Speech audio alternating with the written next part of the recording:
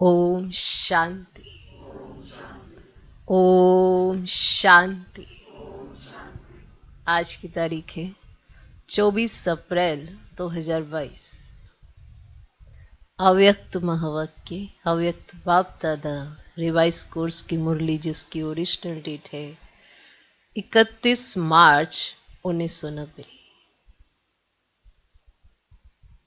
मुरली का सार: रहम दिल और बेहद की वैराग्य वृत्ति। रहम दिल और बेहद की वैराग्य वृत्ति। आज लवफुल और मर्सीफुल बाप दादा अपने समान बच्चों को देख रहे हैं।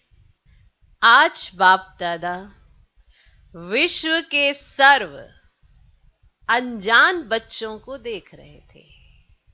अनजान बच्चे भले अनजान हैं, लेकिन फिर भी बच्चे हैं।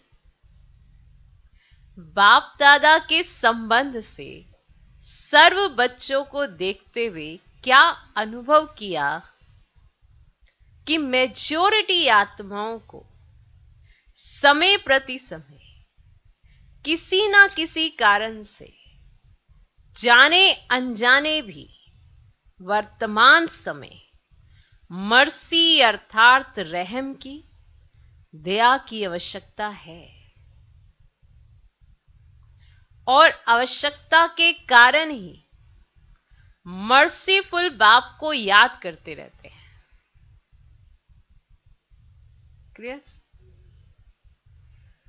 बाप दादा आज अनजान बच्चों को, माना जो बाप दादा से परिचित नहीं है, जो जानते नहीं है, उन बच्चों को देख रहे थे, सर्व बच्चों को देख रहे थे। तो क्या अनुभव किया कि मेजॉरिटी आत्माओं को समय प्रति समय किसी ना किसी कारण से, जाने अनजाने भी, वर्तमान समय मर्सी अर्थात रहम की, दया की आवश्यकता है।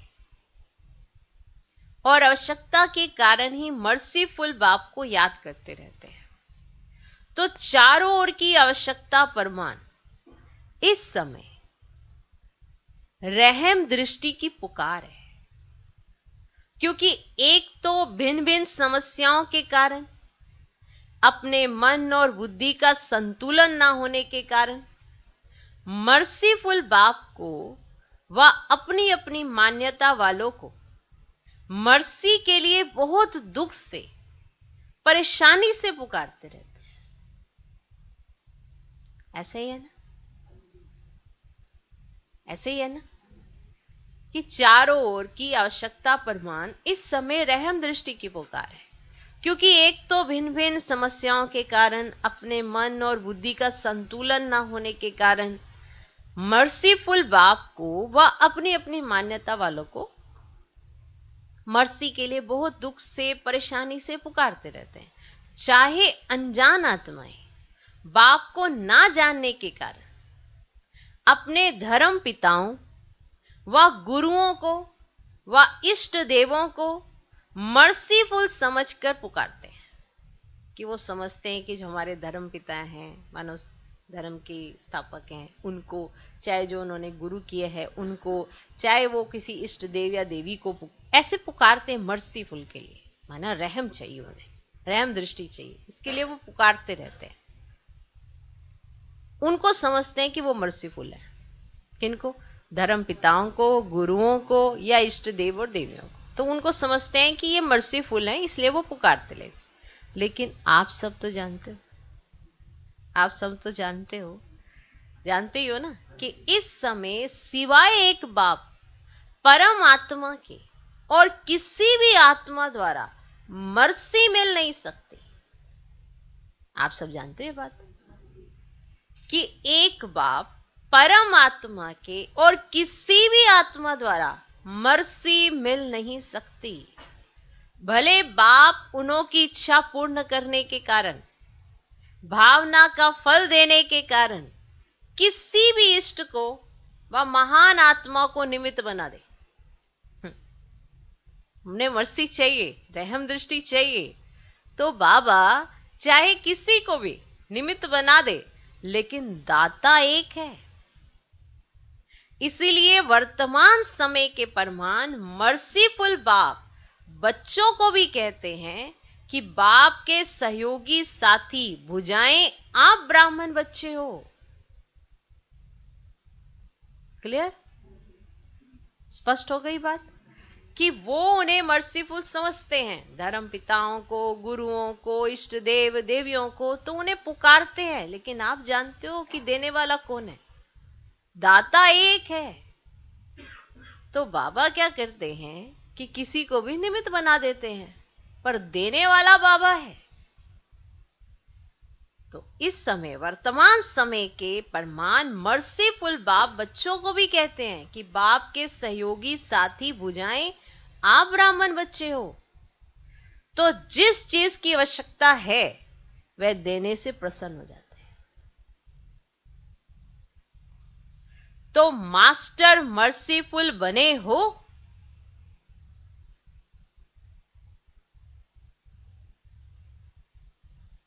मर्सीफुल समझ में आया? देने वाला दाता एक है, पर वो अगर जब देखते हैं किसी की इच्छा पूर्ण करने के लिए, किसी की भावना को पूर्ण करने के लिए, तो वो किसी को भी निमित्त बना देते हैं। कौन? बाबा। क्योंकि देने वाला दाता एक है, तो वो किसी को भी निमित्त बना देते हैं। तो बाबा आप बच्चों से पूछते हैं, क्या आप मास्टर मर्सीफुल बने हो? आपके भाई बहन है, आपकी भाई बहन है ना, चाहे सगे हैं व लगे हैं, लेकिन है तो परिवार के। अपने परिवार की अनजान परेशान आत्माओं के ऊपर रहम दिल बनो। दिल से रहम आए। विश्व की अनजान आत्माओं के लिए भी रहम चाहिए। चाहे आप उनसे परिचित हो, चाहे नहीं हो, आप भी अनजान हो ना। वो आपसे अनजान है, आप उनसे अनजान हो, तो आपको उनके प्रति रहम आना चाहिए। तो विश्व की अनजान आत्माओं के लिए भी रहम चाहिए। और साथ साथ ब्राह्मण परिवार के पुरुषार्थ की तीव्र गति के लिए, आपका ब्राह्मण परिवार है, आपका पुरुषार्थ में तीव्र गति के लिए व स्वोन्नति के लिए रहम दिल की आवश्यकता है ना। आप रहम दिल होने चाहिए।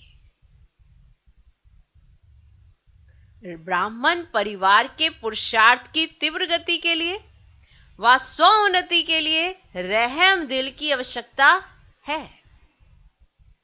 स्वोन्नति के लिए स्व पर जब रहम दिल बनते हैं, तो रहम दिल आत्मा को सदा बेहद की वैराग्य वृत्ति स्वतः ही आती है। स्वोन्नति के लिए माना आप आगे प्रोग्रेस करना चाहते हो ना। स्वोन्नति के लिए स्व पर जब रहम दिल बनते हैं, तो रहम दिल आत्मा को सदा बेहद की वैराग्य वृत्ति स्वतः ही आती है। स्व के प्रति भी रहम हो कि मैं कितनी ऊंचे ते ऊंच बाप की वही आत्मा हूं और वही बाप समान बनने के लक्ष्यधारी हूं। स्वयं के ऊपर भी रहम आना चाहिए कि मैं वही हूं।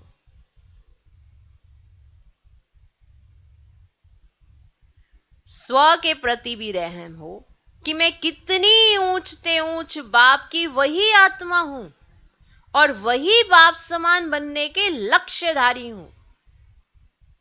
उस परमान ओरिजिनल श्रेष्ठ स्वभाव व संस्कार में अगर कोई कमी है, ओरिजिनल श्रेष्ठ स्वभाव व संस्कार में अगर कोई कमी है, तो अपने ऊपर दिल का रहम कमियों से वैराग्य दिला देगा ना। आपको अपने ऊपर भी रहम आना चाहिए कि मैं हूं कौन और अभी क्या हो रहा है।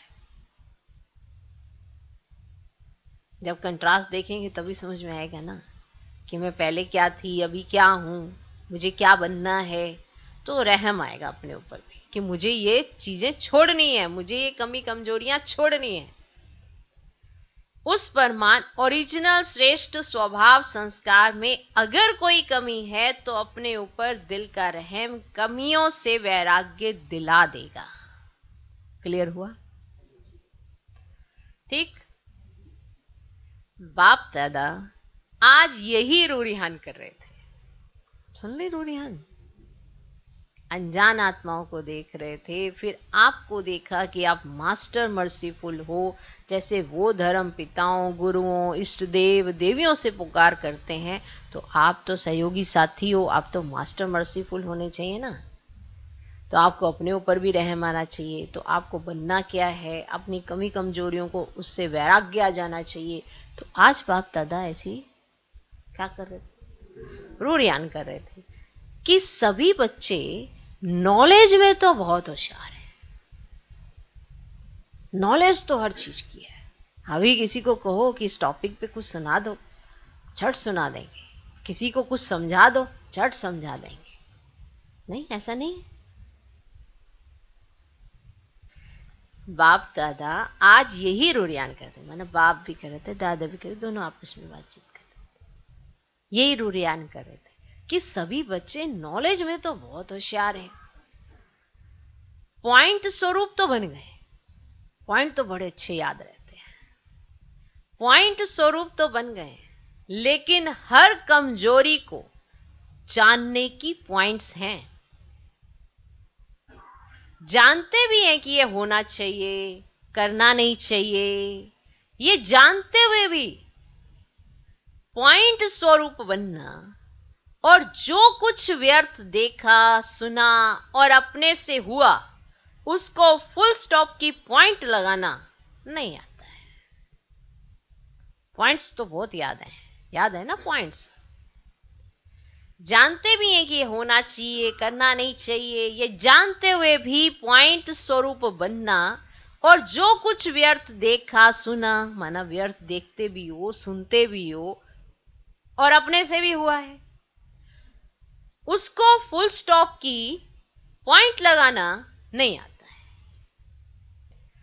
पॉइंट्स तो हैं, लेकिन पॉइंट स्वरूप बनने के लिए विशेष क्या आवश्यकता है? पॉइंट्स तो बहुत है, सबके पास है, बहुत है ना पॉइंट्स। क्यों मुरली के पॉइंट्स याद नहीं रहते? बहुत याद रहते हैं। जब भी किसी को सुना ऐसे ऐसे निकलते, खुद व्यक्ति ऐसे चकित हो जाता है, अरे तुमने सुना है क्या? ये चकित हो जाता है, इतने सारे पॉइंट्स। पर हम उस पॉइंट्स का स्वरूप नहीं है। समझ आ रहा है फिर भी वही करना है, जो समझ भी आ रहा है कि ये नहीं करना चाहिए फिर भी वही करना है। तो हम पॉइंट्स तो याद रखते हैं पर पॉइंट्स के स्वरूप नहीं है। अब पॉइंट स्वरूप बनने के लिए विशेष क्या आवश्यकता है? अपने ऊपर रहम और औरों के ऊपर रहम। अपने पर भी रहम करो और पता नहीं कौन से पॉइंट पे क्या स्वरूप बन जाओ, नहीं पता। जो बनना चाहिए वो नहीं बनते, तो आप क्या करो? अपने ऊपर रहम और औरों के ऊपर रहम। भक्ति मार्ग में भी सच्चे भक्त होंगे, वाह आप भी सच्चे भक्त बने हो। आत्मा में रिकॉर्ड भरा हुआ है ना, मैंने कभी तो सच्चे भक्त तो रहे होंगे ना, बने हो ना कभी तो सच्चे भक्त। आत्मा में रिकॉर्ड तो भरा हुआ है ना। तो सच्चे भक्त सदा रहम दिल होते हैं। सच्चे भक्त सदा रहम दिल होते हैं और वे पाप कर्म से डरते हैं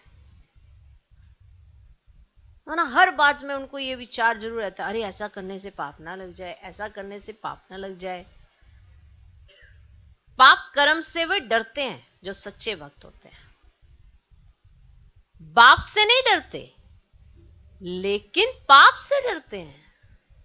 अब हम क्या कहते हैं, हमें बाबा से डर लगता है, हमें डर लगता है, लेकिन अपने बुरे कर्मों से नहीं डर लग रहा।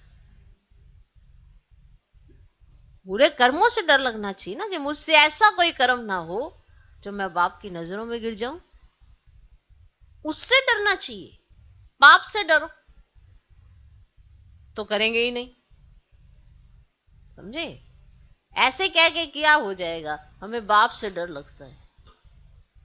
बाप तुम्हें समझाने के लिए, तुम्हें अपने समान बनाने के लिए कितनी मेहनत करते हैं, कितनी मेहनत करते हैं। तो जो सच्चे भक्त होते हैं वो पाप से डरते हैं, बाप से नहीं डरते, लेकिन पाप से डरते हैं।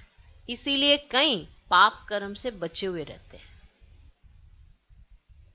तो ज्ञान मार्ग में भी जो यथार्थ रहमदिल है, यथार्थ, देखो ऐसा नहीं कि हमें रहमदिल नहीं बनना है, पर हमें कैसा रहमदिल बनना है ये भी समझ बाबा ने दी हुई हमें।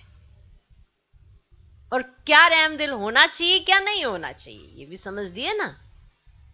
अब रास्ते में कोई जा रहा हुआ, आपके बड़ा रहम आ रहा है, रहम आ रहा है, उसको घर ले आओ, खिलाओ पिलाओ, बड़ा रहम आया, बड़ा रहम आया, उस रहम से कुछ होएगा?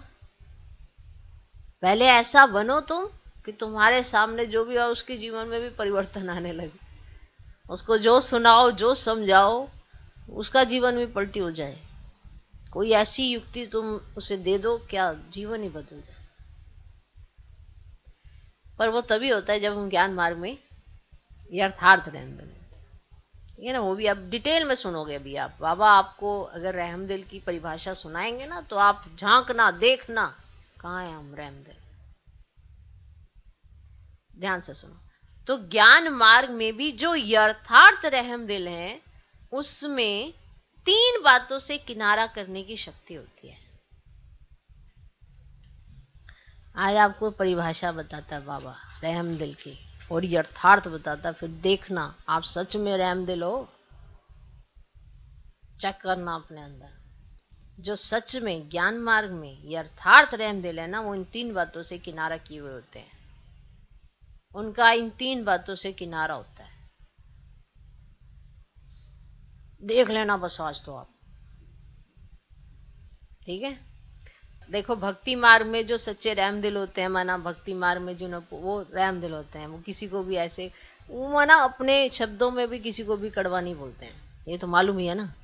जिनके अंदर रहम होता है तो बड़ी नर्मता भाव, माना उनको ऐसा लगता है अरे ये पाप कर्म ना हो जाए, वो पाप कर्म ना हो जाए, तो वो डरे से रहते हैं कि माना हर कर्म पे ना अटेंशन देते हैं। नहीं नहीं, इससे ये तो नहीं हो जाएगा, इससे ये तो नहीं होता, अटेंशन देते रहते हैं, तो वो बचे रहते हैं पाप कर्म से। तो ये परिभाषा बाबा ने आपको बताई।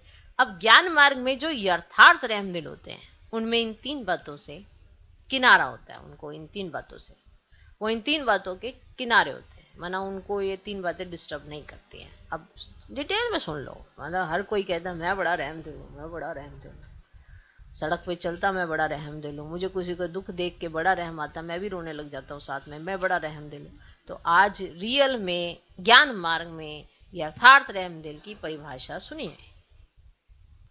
तो ज्ञान मार्ग में भी, अब भक्ति मार्ग का आपको दिखा दिया, ज्ञान मार्ग में भी जो यथार्थ रहमदिल है, उसमें 3 बातों से किनारा करने की शक्ति होती है। जिसमें रहम नहीं होता, वे समझते हुए, जानते हुए 3 बातों के परवश बन जाते हैं।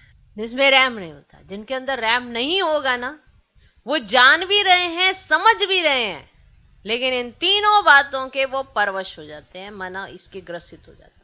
अब आप देखना, सच में चेक करना, हम भी चेक करेंगे, आप भी चेक करना कि सच में मैं आत्मा, आज अपने आप को टाइटल देने से पहले ये चेक कर लेना, क्या मैं सच में ऐसी हूं?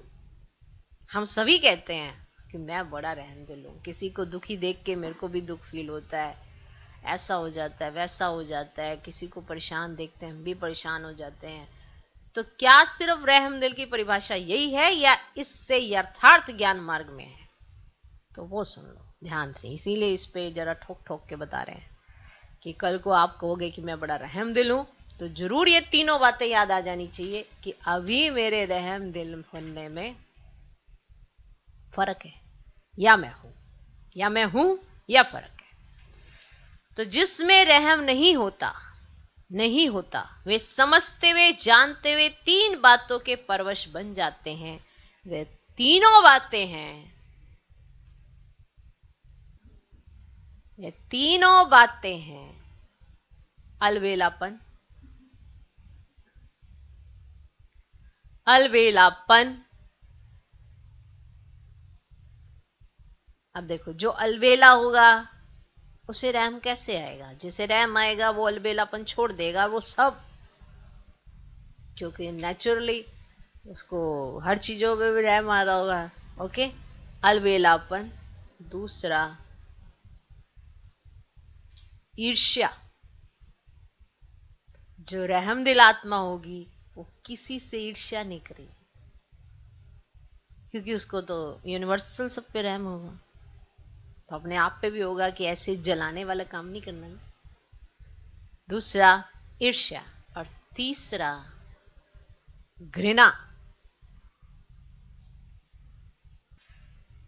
ओके, तो ज्ञान मार्ग में भी जो यथार्थ रहमदिल है उसमें 3 बातों से किनारा करने की शक्ति होती है। जिसमें रहम नहीं होता वे समझते हुए जानते हुए तीनों बातों के परवश बन जाते हैं। वे तीनों बातें हैं अलबेलापन, ईर्ष्या और घृणा। कोई भी कमजोरी व कमी का कारण 90% ये तीनों बातें होती हैं। अगर आप में कोई भी कमी है, कोई भी कमजोरी है और नहीं जा रही है, तो 90% ये तीनों बातें होने के कारण ना तो कमी जा पाती है, ना ही कोई कमजोरी। अलबेलापन, ईर्ष्या, घृणा। आपने सोचा भी नहीं होगा कि ऐसा भी होगा। हाँ, बताओ।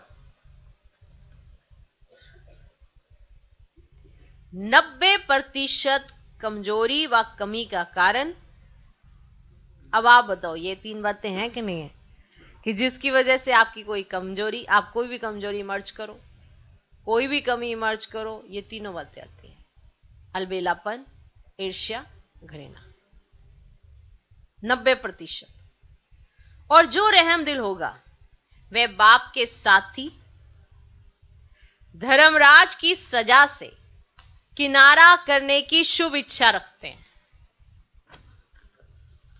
कि उनको यह रहता है कि हमें धर्मराज की सजाएं नहीं खानी है। वो ये शुभ इच्छा रखते हैं। जैसे भक्त डर के मारे अलबेले नहीं होते, ऐसे ब्राह्मण आत्माएं बाप के प्यार के कारण धर्मराजपुरी से क्रोश ना करना पड़े, इस मीठे डर से अलबेले नहीं होते हैं। बाबा का प्यार है और ये एक डर है कि मुझे धर्मराजपुरी क्रॉस नहीं करनी है, मुझे नहीं जाना धर्मराजपुरी में। तो ये जो एक डर है और बाबा का प्यार है, तो जिसके कारण वो इस मीठे डर से अलबेले नहीं होते हैं।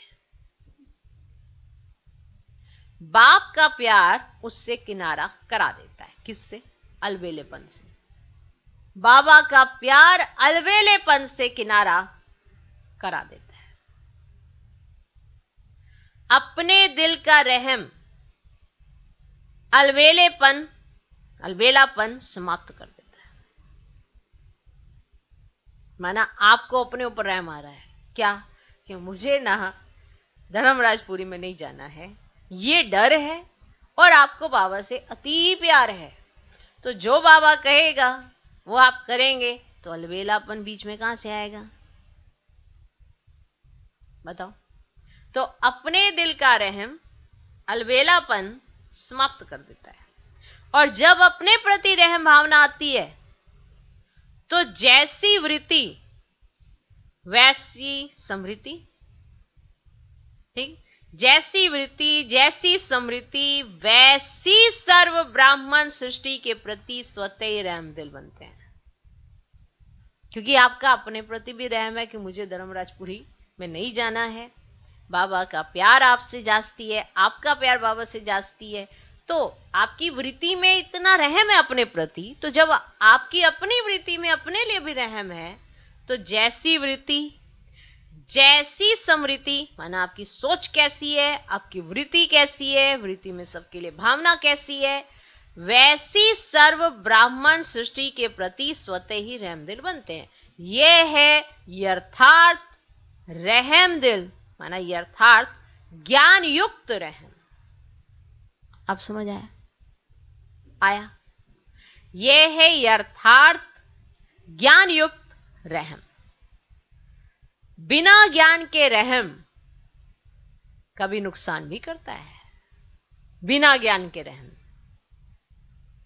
कभी नुकसान भी करता है, लेकिन ज्ञान युक्त रहम कभी भी किसी आत्मा के प्रति ईर्ष्या व घृणा का भाव दिल में उत्पन्न करने नहीं देगा।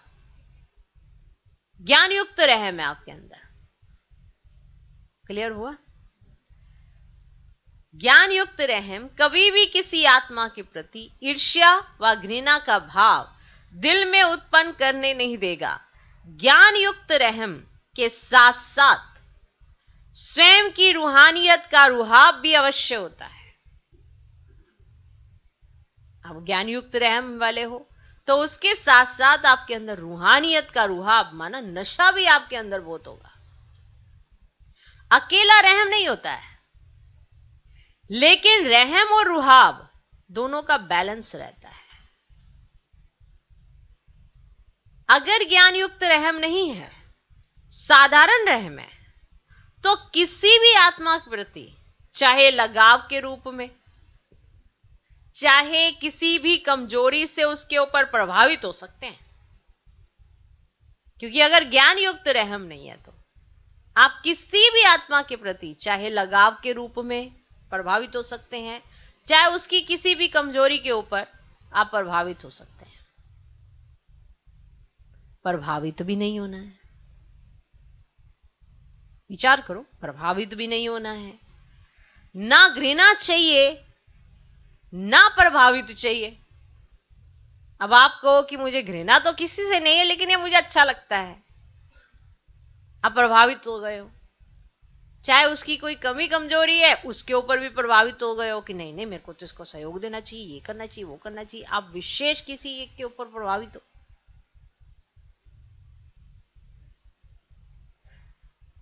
तो प्रभावित भी नहीं होना है, ना घृणा चाहिए ना प्रभावित चाहिए, क्योंकि आप तन मन बुद्धि सहित बाप के ऊपर प्रभावित हो चुके हो। तन मन बुद्धि सहित बाप के ऊपर प्रभावित हो चुके हो।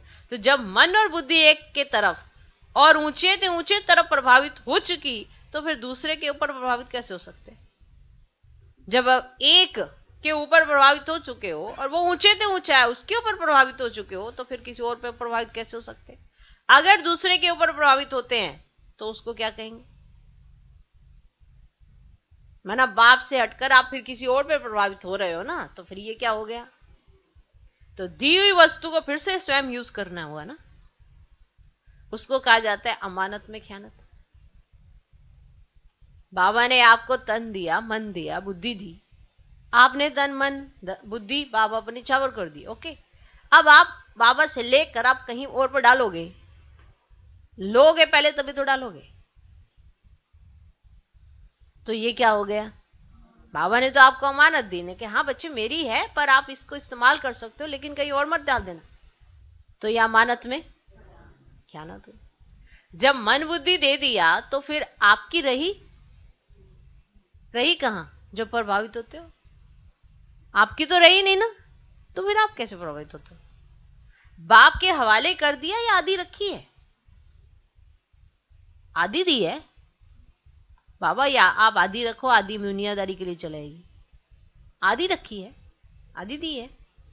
जिन्होंने फूल दी है वो हाथ उठाओ। देखो, ब्राह्मण जीवन का फाउंडेशन महामंत्र क्या है? मनमना भव। तो मनमना भव नहीं हुए हो तो ज्ञान सहित रहम दिल आत्मा कभी किसी के ऊपर, चाहे गुणों के ऊपर, चाहे सेवा के ऊपर, चाहे किसी भी प्रकार के सहयोग प्राप्त होने के कारण आत्मा पर प्रभावित नहीं हो सकती। किसी भी आत्मा पर प्रभावित नहीं हो सकती, क्योंकि बेहद की वैरागी होने के कारण बाप के स्नेह, सहयोग, साथ, इनके सिवाय और कुछ उसको दिखाई नहीं देगा। क्योंकि किसी से सहयोग मिलना, ये भूल जाना कि सहयोग दिला कौन रहा है, तो आप उसी पे प्रभावित हो जाओगे ना। क्या समझे? तो जो ज्ञान सहित रहमदिल आत्मा है, कभी किसी के ऊपर, चाहे गुणों के ऊपर, चाहे सेवा, किसी को सेवा करते देखें, बड़ी अच्छी सेवा करता है, बड़ी अच्छी सेवा करता है, आप प्रभावित हो गए। सेवा करवा कौन रहा है? किसकी सेवा कर रहा है? कोई ज्ञान सुना रहा है, कोई ज्ञान सुनाने पे किसी पे प्रभावित हो गए। ज्ञान किसका सुनाया जा रहा है? किसका ज्ञान है? हमारा या आपका ज्ञान थोड़ा है, बाप का ज्ञान है। कोई भी सुनाएगा तो ज्ञान पर प्रभावित हो, ज्ञान सुनाने वाले पर प्रभावित नहीं। ज्ञान सागर पर प्रभावित होना चाहिए।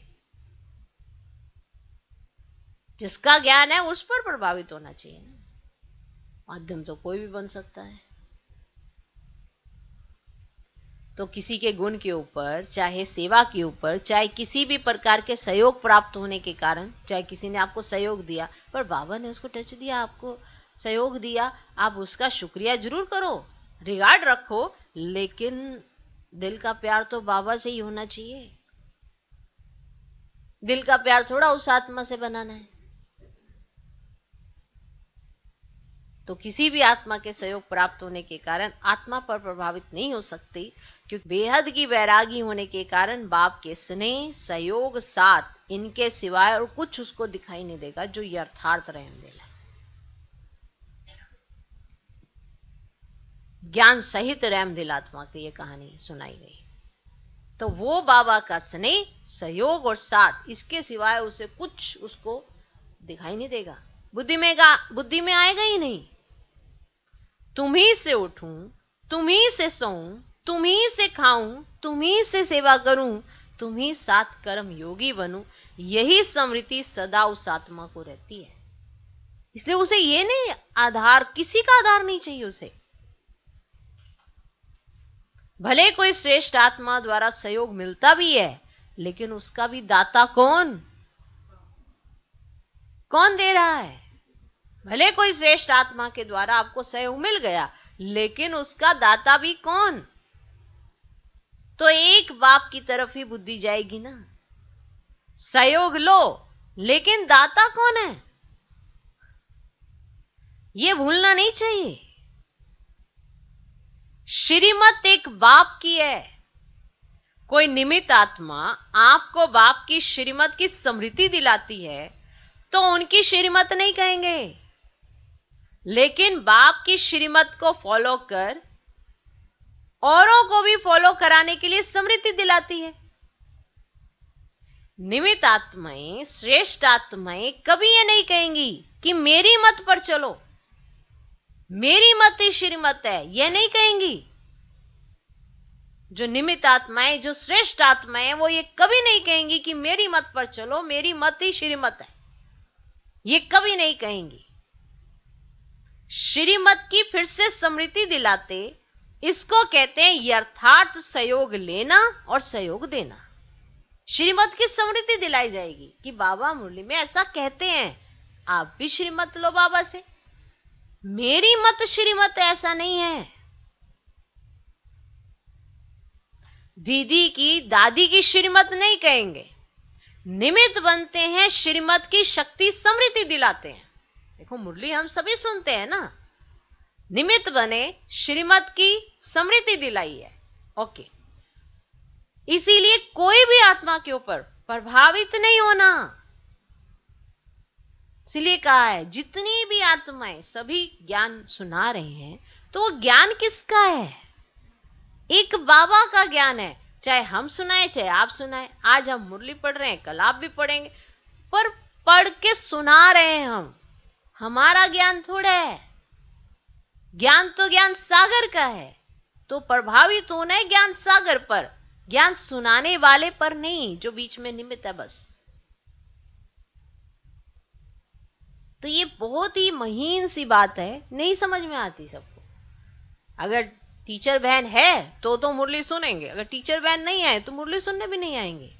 तो ये क्या हुआ? आप प्रभावित हो, आपको मुरली से प्यार नहीं हुआ है, आपको परमात्मा महावाक्यों को जीवन में धारण करने की कला नहीं आई है, क्योंकि जो दीदी कहेगी वही करेंगे। तो दीदी की श्रीमत थोड़ा है, वो दीदी सिर्फ श्रीमत की स्मृति दिला रही है। श्रीमत तो एक बाप की ही है। निमित्त बनते हैं, श्रीमत की शक्ति समृद्धि दिलाते हैं। इसीलिए कोई भी आत्मा के ऊपर प्रभावित नहीं होना। अगर किसी भी बात में किसी पर प्रभावित होते हैं, चाहे उसके नाम की महिमा पर, रूप पर व किसी विशेषता पर, तो लगाव के कारण, प्रभावित होने के कारण बुद्धि वहां अटक जाएगी, बाबा से थोड़ा लगेगी। इसलिए नाम के ऊपर रह जाएंगे, उसके रूप पर रह जाएंगे, या उसकी कोई विशेषता के ऊपर आपका लगाव झुकाव हो जाएगा, तो आप तो प्रभावित हो गए ना उस पर, और आपकी बुद्धि वहीं पर अटक जाएगी। अगर बुद्धि अटक गई तो उड़ती कला हो ही नहीं सकती। बहुत सिंपल सी बात है। अगर आपकी बुद्धि कहीं अटक गई तो आपकी उड़ती कला हो ही नहीं सकती। अपने ऊपर भी प्रभावित होते हैं कहीं, अपने ऊपर भी। आप कहेंगे नहीं हम तो होते नहीं है, लेकिन अपने ऊपर प्रभावित होने वाले कुछ शब्द सुनिए, बाबा बता रहे हैं। अपने ऊपर भी कहीं बहुत प्रभावित होते हैं। मेरी बहुत अच्छी प्लानिंग बुद्धि है, मेरा ज्ञान बहुत स्पष्ट है, मेरे जैसी सेवा और कोई कर ही नहीं सकते। बिल्कुल, ये अपने ऊपर प्रभावित हो रखे, वो किसी और पर नहीं, अपने आप को ही बहुत ही होशियार समझते हैं। मुझे तो बहुत ही अच्छे संस्कार मिले हुए हैं, मेरे को तो बहुत अच्छे अच्छे संस्कार दिए, और मैं तो सारे काम ही एकदम परफेक्ट, सेवा मिल जाए मेरे से ज्यादा अच्छी सेवा कोई कर ही नहीं सकता। ज्ञान सुनाना, और क्या बात है, हम तो जिसको भी ज्ञान सुनाते हैं ना, उसकी बुद्धि का ताला खुल जाता है। वही लो भैया, अपने ऊपर ही प्रभावित है।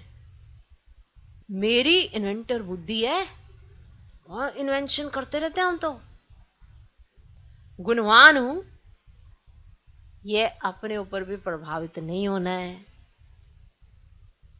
विशेषता है, प्लानिंग बुद्धि है, लेकिन सेवा के निमित्त किसने बनाया बताओ? बाबा ना आए तो तुम्हें सेवा का चांस कहां से मिले? ये बुद्धि यहां कहां से चल जाए?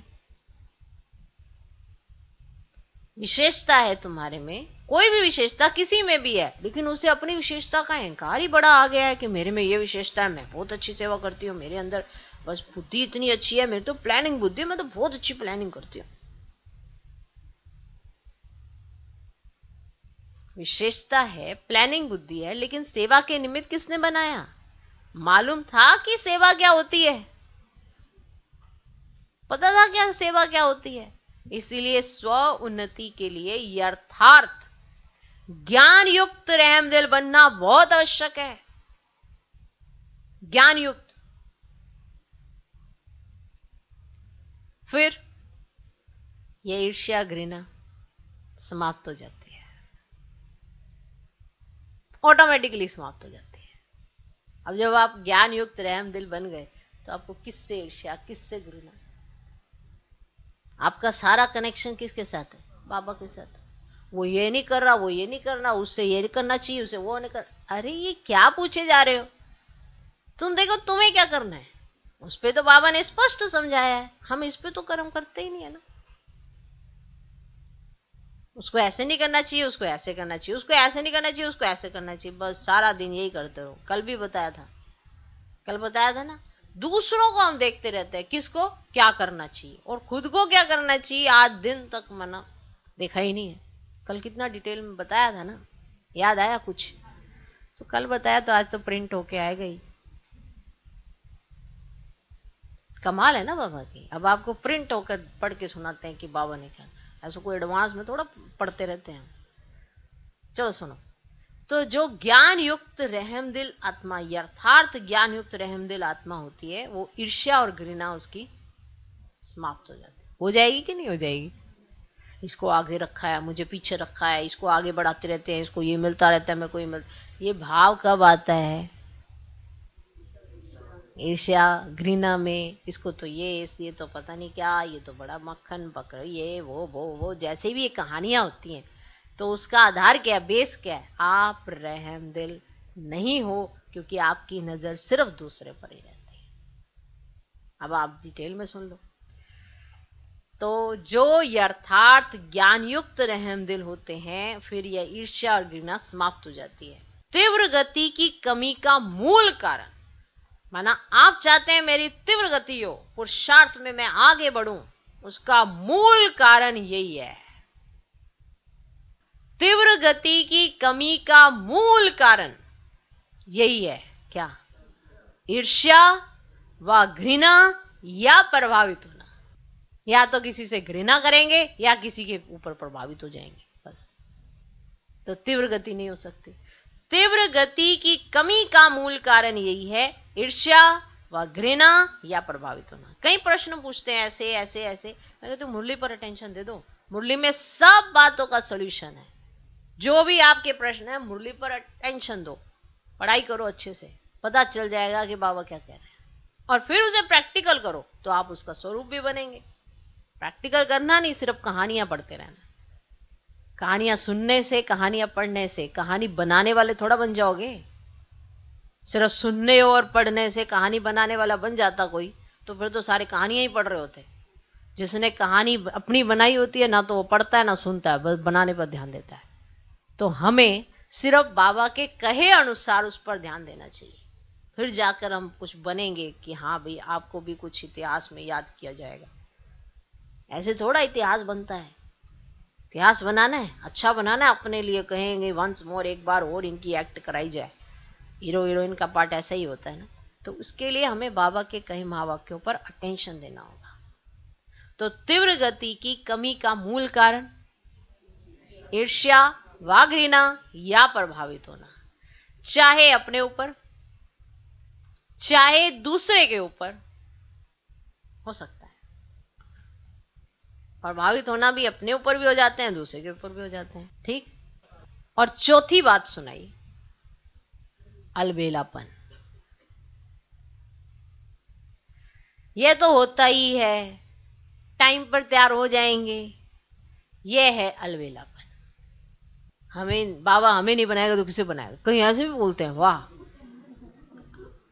कहीं ऐसे, अरे हमें तो बनाने के लिए बाबा रुका हुआ है, हमें नहीं बनाएगा तो किसे बनाएगा, और तो कोई है ही नहीं। वाह, बहुत खतरनाक अलबेलापन। बाप दादा ने एक हंसी की बात पहले भी सुनाई है,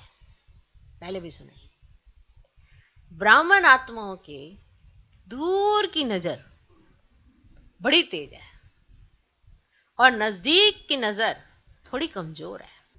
इसीलिए दूसरों की कमी जल्दी दिखाई देती है और अपनी कमी देरी से दिखाई देती है। तो रहम की भावना लवफुल भी हो और मर्सीफुल भी हो, इससे दिल से वैराग्य आएगा। जिस समय सुनते हैं वह भट्टी होती है, रूढ़ियान होती है, उस समय तो सब समझते हैं कि ऐसे ही करना है। वह अल्पकाल का वैराग्य आता है, दिल का नहीं होता। अभी भी आप सुन रहे हो तो आपको लग रहा है कि हाँ अब ऐसे ही करना है, तो ये अल्पकाल का वैराग्य आता है, दिल का नहीं होता। जो बाप को अच्छा नहीं लगता उससे दिल से वैराग्य आना चाहिए। अपने आप को भी अच्छा नहीं लगता है, लेकिन बेहद की वैराग्य वृत्ति का हल चलाओ, रहम दिल बनो। कई बच्चे बहुत अच्छी अच्छी बातें सुनाते हैं, कहते हैं, बड़ी अच्छी सी बात सुनाते हैं, जबरदस्त। क्या कहते हैं? जब कोई झूठ बोलता है तब बहुत गुस्सा आता, झूठ पर गुस्सा आता है, या कोई गलती करता है तो गुस्सा आता है। देखो झूठ कैसे बोला उसने, कोई गलती कर दी तो मुझे बड़ा गुस्सा होता है। ऐसे जनरल भाषा में कोई पूछो, भाई तुमने तो कभी झूठ बोला ही नहीं होगा, कभी तुमने गलती नहीं की होगी, वंडर है। नहीं, उसने झूठ बोला यह तो ठीक है, उसको रॉन्ग समझते हो, और जो आप गुस्सा करते हो वह फिर ठीक है क्या? मतलब उसने झूठ बोला, आपको गुस्सा आया, उसने झूठ बोला, उसने गलती करी, पर आप जो गुस्सा कर रहे हो ये ठीक है। उसने गलती की, आपको अच्छा नहीं लगा, आप सुनाए जा रहे हो, आपने भी तो वही गलती की है। रॉन्ग को कैसे समझा सकते? कभी ये चेक किया है कि गुस्सा आना और गुस्सा ना आना में हमारी मनोस्थिति कैसी होती है? जब हमें गुस्सा नहीं आता तो कोई कितनी भी बड़ी बात हो उसको हम लाइटली ले लेते हैं, और अगर हमें अंदर से गुस्सा आ रहा है तो हम कितनी भी छोटी बात हो उसको बड़ा बना लेते हैं। ऐसी तो नहीं हम कर पाते। सबके अंदर गुस्से का एक ऐसा माना बवंडर सा चलता रहता है अंदर से। वो कौन होते गोल गोल सा घूमता है जो उसमें अंदर डूब जाता है इंसान। तो जितने भी ऐसे गोल गोल घुमाते हैं ये, है ना, वो सारे उसमें डूब जाते हैं।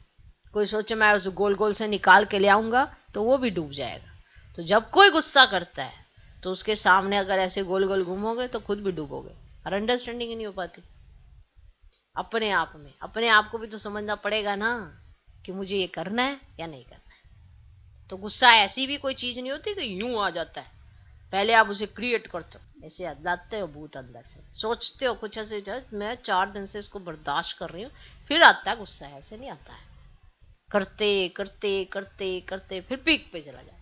बात छोटी सी हो रही होती है, फिर वो छोटी बड़ी कब हो जाती है, वो आपका वो जो अंदर चल रहा है उससे हो जाती है। तो बाबा एक ही बात पूछना चाहते हैं कि एक गलती कर रहा है, दूसरा उसकी गलती पर भी वही गलती कर रहा है, तो बताओ राइट कौन? बताओ। उसने झूठ बोला ये तो ठीक है, उसको रॉन्ग समझते हो, और जो आप गुस्सा करते हो वह फिर राइट है क्या? रॉन्ग रॉन्ग को कैसे समझा सकते, उसका असर कैसे हो सकता है? उस समय अपनी गलती को नहीं देखते, लेकिन दूसरे की झूठ की छोटी बात को भी बड़ा कर देते हैं। अरे उसने झूठ बोला, अरे आप भी तो गुस्सा कर रहे हो, आप भी गलती कर रहे हो। ऐसे समय पर रहमदिल बनो, अपनी प्राप्त हुई बाप की शक्तियों द्वारा रहमदिल बनो, सहयोग दो। लक्ष्य अच्छा रखते हैं कि उनको झूठ से बचा रहे हैं, लक्ष्य अच्छा है, उसके लिए मुबारक हो, लेकिन रिजल्ट क्या निकली? वह भी फेल, आप भी फेल। अब फेल वाले को क्या पास कराएगा? तो खुद ही क्लास में फेल हो गया हो और फेल हुए को क्या पास कराएगा? कई फिर समझते हमारी जिम्मेवारी है उसको अच्छा बनाना, आगे बढ़ाना, लेकिन जिम्मेवारी निभाने वाला पहले अपनी जिम्मेवारी उस समय निभा रहे हो या दूसरे की निभाते हो? अपनी निभा रहे हो उस समय जो अपनी जिम्मेवारी अपने प्रति है, या दूसरे की निभाते हो? कई निमित्त टीचर बनते हैं तो समझते हैं छोटों के लिए हम जिम्मेवार हैं, इनको शिक्षा देनी है, सिखाना है। टीचर माना अपनी एक्ट से टीच करके दिखाए, अपनी एक्ट से बताए कि हमने क्या सीखा है। तो टीचर माना खुद करके एक्ट करके फिर वो टीच करे, फिर दूसरों को समझाए, तब समझ में आता है। तो कई निमित्त टीचर बनते हैं तो समझते हैं छोटों के लिए हम जिम्मेवार हैं, हमको शिक्षा देनी है, सिखाना है, लेकिन सदैव यह सोचो कि यथार्थ नॉलेज सोर्स ऑफ इनकम होगी, यथार्थ नॉलेज सोर्स ऑफ इनकम होगी। अगर आपने शिक्षक की जिम्मेवारी से शिक्षा दी तो पहले यह देखो कि उस शिक्षा से दूसरे की कमाई जमा हुई। यथार्थ नॉलेज दो ना, तो क्या उस शिक्षा से दूसरे की कमाई जमा हुई? सोर्स ऑफ इनकम हुआ या सोर्स ऑफ गिरावट हुई? आप ऐसे समय पर किसी को नॉलेज प्रदान करने की कोशिश कर रहे हो जिस समय उसकी बुद्धि घूमी हुई है, तो ये क्या हुआ? सोर्स ऑफ नॉलेज हुई या सोर्स ऑफ गिरावट हुई? इसलिए बाप दादा सदा कहते हैं कि कोई भी कर्म करते हो तो त्रिकालदर्शी स्थिति में स्थित होकर करो। सिर्फ वर्तमान नहीं देखो कि इसने किया इसलिए कहा, इसने ये किया इसलिए मैंने ऐसा कहा, लेकिन उसका भविष्य परिणाम क्या होगा वह भी देखो। जो पास्ट आदि अनादि स्थिति ब्राह्मण आत्माओं की थी, अब भी है और आगे भी रहेगी, उसी परमान है। तीनों काल चेक करो तो समझा बाप दादा क्या चाहते हैं। समझ में आया बाप दादा क्या चाहते हैं? है ना, कितना सारा कार्य करने वाला अपने ऊपर। क्या चाहते हैं? स्वोन्नति तो करेंगे, लेकिन परिवर्तन क्या लाएंगे? चाहे महारथी हो चाहे नए हो, बाप दादा की एक ही शुभ आशा है, जितना चाहते हैं उतना अभी हुआ नहीं है। रिजल्ट तो सुनाएंगे ना। बाप दादा अल्पकाल का वैराग्य नहीं चाहते हैं कि मन आप थोड़ी देर के लिए आप सोचो, उसके बाद फिर ऐसे के वैसे हो जाओ। निजी वैराग्य आए, जो बाप को अच्छा नहीं लगता वह नहीं करना है, बस बात खत्म हो ही जाती है वहीं पे। जो मेरे बाबा को पसंद नहीं वो मुझे नहीं करना है। तो आप हमेशा याद रखेंगे कि मेरे बाबा को क्या पसंद नहीं, वरना आप कहेंगे मैं भूल गई, मुझे याद नहीं रहा, मेरा ध्यान नहीं गया। ऐसे कैसे, जब आपने सारा दिन सारी घड़ियां उसी के साथ बितानी है तो आपको कैसे भूल जाता है कि उसको क्या पसंद है? जो आपके मन चित्त पे इतना मना सदा ही है, सदा ही छाया हुआ है, तो आप भूल सकते हो उसको क्या पसंद है? मुझे तो नहीं लगता। तो इसका मतलब आपका मन चित्त कहीं और लगा हुआ है, जिसकी वजह से ये दुविधा चलती रहती है कि आप भूल जाते हो कि बाबा को क्या पसंद है। तो जो मेरे बाबा को पसंद मुझे वही करना है। तो ये निजी वैराग्य अंदर से आना चाहिए। जो बाप को अच्छा नहीं लगता वह नहीं करना है, नहीं सोचना है, नहीं बोलना है। ना मैं सोचूं ऐसा जो मेरे बाबा को पसंद ना आए, ना मैं करूं ऐसा जो मेरे बाबा को अच्छा नहीं लगता। इसको बाप दादा कहते हैं दिल का प्यार। और जहां दिल का प्यार होता है वहां तो फिर दिल में वही होता है, और जो होता है दिल में उसका कहा ही हर घड़ी स्मृति में रहता है, उसके अलावा कुछ स्मृति में नहीं रहता है। गारंटी है, ये तो गारंटी है। हम कैसे कह देते हैं हम भूल गए आपने क्या कहा था? हम ऐसा, मुझे नहीं लगता कि हम भूल सकते हैं कि उन्होंने क्या कहा था। तो जहां दिल का प्यार है वहां ऐसे शब्द भी हम इस्तेमाल नहीं करते हैं।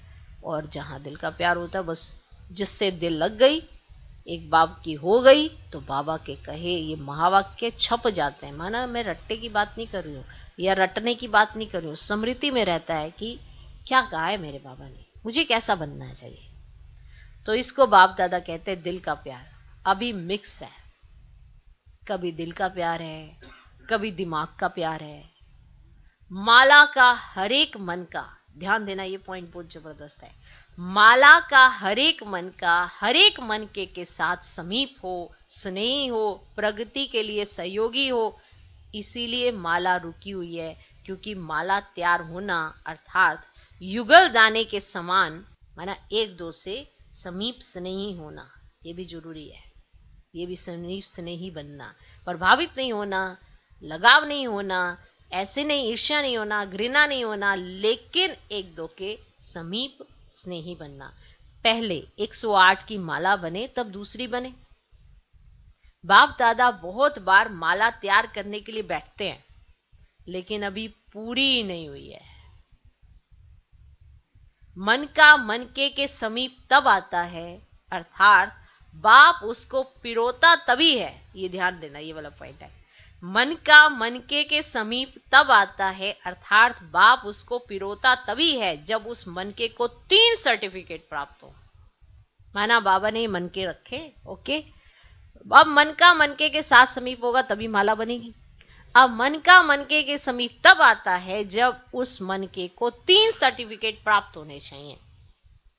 बाप पसंद, माना वो बाबा को पसंद, वो उसको पसंद, माना बाप पसंद होना चाहिए, वो आत्मा बाप पसंद होनी चाहिए। दूसरा, ब्राह्मण परिवार पसंद। ये नहीं कि अनजान आत्माओं के साथ तो आप अच्छे से रह लेते हो, लेकिन ब्राह्मण आत्माएं जिनके साथ आपको रहना है उनके साथ आपकी घृणा ईर्ष्या यही चलती रहती है, तो भी बाबा को पसंद नहीं आता। ब्राह्मण परिवार पसंद और अपने यथार्थ पुरुषार्थ पसंद। माना जो आपको भी लगे कि मेरा पुरुषार्थ यथार्थ है और यथार्थ ज्ञान युक्त मैं वो हूं, तो ये भी आपको पसंद। बाप पसंद, ब्राह्मण परिवार पसंद, और तीसरा अपने यथार्थ पुरुषार्थ पसंद। मुझे मेरा पुरुषार्थ भी पसंद आना चाहिए। ये तीनों सर्टिफिकेट अगर आपको मिल गए तो मन का मनके के साथ जुड़ जाएगा और माला तैयार हो जाएगी। तीनों बातें चेक करते हैं कौन? बाप दादा। ध्यान दो, जब तीनों बातें चेक करते हैं तो मन का हाथ में ही रह जाता है। तो मन का हाथ में ही रह जाता है, माला में नहीं आता। तो इस वर्ष कौन सा स्लोगन याद रखेंगे? देखो ये कितना विशेष पॉइंट है कि जैसे ही मन का उठाया, मन के साथ जोड़ने लगे और तीनों बातों के सर्टिफिकेट इसको प्राप्त है नहीं है, अरे तो मन का हाथ में ही रह जाता है, माला में नहीं आता है। तो इस वर्ष कौन सा स्लोगन, तो माना तीन बातों का सर्टिफिकेट मिला होगा तो मन का मन के साथ जोड़ेगा, माना जुड़ जाएगा और बाबा उसको माला में पिरोएगा। वो है बाप पसंद, ब्राह्मण परिवार पसंद और यथार्थ स्वयं का पुरुषार्थ पसंद। तो इस वर्ष कौन सा स्लोगन याद रखेंगे? त्रिमूर्ति बाप और विशेष तीनों संबंध द्वारा 3 सर्टिफिकेट लेना है और औरों को भी दिलाने में सहयोगी बनना है। माला का समीप मन का बनना ही है। तो सुना स्वोन्नति क्या करनी है? जैसे ब्रह्मा बाप का फाउंडेशन नंबर 1 परिवर्तन में क्या रहा? बेहद का वैराग्य। जो बाप ने कहा वे ब्रह्मा ने किया, जो बाबा ने कहा, जो शिव बाबा ने कह दिया वो ब्रह्मा बाबा ने कर दिया। इसीलिए विन करके वन बन गए। अच्छा, बाप दादा ये रिजल्ट देखेंगे, हर एक अपने को देखे, दूसरे को नहीं देखना है। कई समझते हैं सीजन का आज लास्ट डे है, लेकिन बाप दादा कहते हैं लास्ट नहीं है, माला बनने का फास्ट सीजन का दिन है। सभी को चांस है। अभी माला के मन के पिरोए नहीं हैं, फिक्स नहीं हुए हैं, 3 सर्टिफिकेट लो और पिरोए जाओ। जितना प्रत्यक्ष सबूत देने वाले प्रत्यक्ष चेहरे और चलन में देखेंगे, उतना फिर से नई रंगत देखेंगे। ध्यान से सुनो, जितना प्रत्यक्ष सबूत देने वाले प्रत्यक्ष चेहरे और चलन में देखेंगे, उतना फिर से नई रंगत देखेंगे। अगर आप भी वहीं के वहीं रहे तो रंगत भी वहीं की वहीं रही। इसलिए अपने में नवीनता लाओ, परिवार में भी तीव्र पुरुषार्थ की नई लहर लाओ। फिर आगे चलकर कितने वायुमंडल फिर आगे चलकर कितने वंडरफुल नजारे देखेंगे। जो अब तक हुआ वह बीता, अभी हर कर्म में नया उमंग, नया उत्साह। इन पंखों से उड़ते चलो। बाकी जिन्होंने भी जो सेवा में सहयोग दिया, अर्थात अपना भाग्य जमा किया, वे अच्छा किया। चाहे देश चाहे विदेश के चारों ओर के सेवाधारियों ने सेवा की। इसे सेवाधारियों को बाप दादा सदा यही कहते हैं कि सेवाधारी अर्थात गोल्डन चांस का भाग्य लेने वाले। अभी इसी भाग्य को जहां भी जाओ वहां बढ़ाते रहना, कम नहीं होने देना। समझे? जहां भी जा रहे हो इसी भाग्य को मना सेवा करते रहना, बढ़ाते रहना, कम नहीं होने देना। थोड़े समय का चांस सदा के लिए तीव्र पुरुषार्थ का गोल्डन चांस दिलाता रहेगा। सेवाधारी भी जो चले गए हैं अथवा जो जा रहे हैं, सभी को मुबारक। जो चले गए हैं और जो जा रहे हैं, सभी को मुबारक। अच्छा, सर्व रहम दिल श्रेष्ठ आत्माओं को, सदा स्वयं को स्व उन्नति की उड़ती कला में ले जाने वाले तीव्र पुरुषार्थी आत्माओं को, सदा हर समय एक बाप को साथ अनुभव करने वाले अनुभवी आत्माओं को, सदा बाप के दिल की आशाओं को पूर्ण करने वाले कुल दीपक आत्माओं को, सदा अपने को माला के समीप मन के बनाने वाले विजयी आत्माओं को, बेहद की वैराग्य वृत्ति से हर समय बाप को फॉलो कर बाप समान बनने वाले अति स्नेही राइट हैंड बच्चों को बाप दादा का याद प्यार और नमस्ते। हम रूहानी बच्चों की भी रूहानी बाप दादा को नमस्ते नमस्ते नमस्ते। Good morning good morning good morning. आज का वरदान, प्राप्तियों को इमर्ज कर सदा खुशी की अनुभूति करने वाले सहज योगी भव। सहज योग का आधार है स्नेह और स्नेह का आधार है संबंध। संबंध से याद करना सहज होता है, संबंध से ही सर्व प्राप्तियां होती है। जहां से प्राप्ति होती है मन बुद्धि वहां सहज ही चली जाती है। इसीलिए बाप ने जो शक्तियों का, ज्ञान का, गुणों का, सुख शांति आनंद प्रेम का खजाना दिया है, जो भी भिन्न भिन्न प्राप्तियां हुई हैं, उन प्राप्तियों को बुद्धि में मर्ज करो तो खुशी की अनुभूति होगी और सहज योगी बन जाएंगे। आज का स्लोगन, जो सर्व प्रश्नों से पार रहता है वही प्रसन्न चित्त है। क्योंकि सब प्रश्नों का उत्तर तो बाबा के महावाक्य है, तो कोई प्रश्न बचता ही नहीं है। तो जो सर्व प्रश्नों से पार रहता है वही प्रसन्न चित्त है।